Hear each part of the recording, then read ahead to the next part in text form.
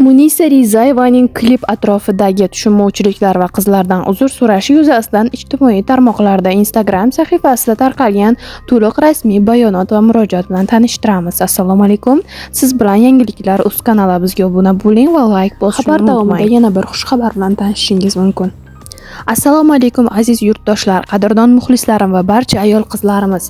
Yaqinda taqdim etilgan yangi ijodiy ishimiz, klipimiz atrofida turli xil fikrlar, bahs, munozaralar va tushunmovchiliklar yuzaga kelganidan xabardor bo'ldim.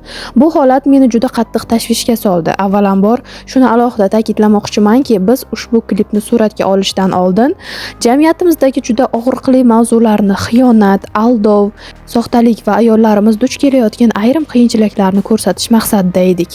Maqsadimiz kimnidir kamsitish, qaysidir kasb egalarini haqorat qilish yoki ayol qizlarimizning ko'ngliga ozor berish bo'lmagan. Biz faqatgina hayotiy haqiqatlarni san'at tili bilan ochib bermoqchi edik. Biroq klipdagi ayrim sahnalar va obrazlar ko'pchilik tomonidan noto'g'ri talqin qilindi va ko'plab qizlarimiz hamda muxlislarimizning noroziligiga, ranjishiga sabab bo'ldi. Men har doim ayol qizlarimizning huquqlari, ularning jamiyatdagi o'rni va qadr-qimmatini qo'llab-quvvatlab kelganman. Hech qachon sizlarning hurmatingizni joyiga qo'ymaslik niyatim bo'lmagan.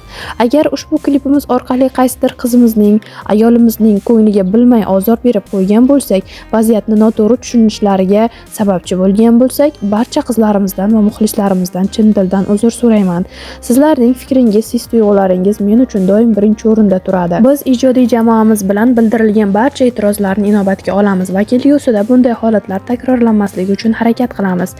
Sizlarning sevgingiz va qo'llab-quvvatlashingiz men uchun eng katta baxt. Tushunganingiz uchun rahmat. Barchangizni yaxshi ko'raman. Klipda salbiy obraz bu raqqosa emas, aksincha uni tashlab ketgan va xiyonat qilgan inson haqida gap ketayotganini tushunishingizni istardim, deydi Munisa Rizayeva.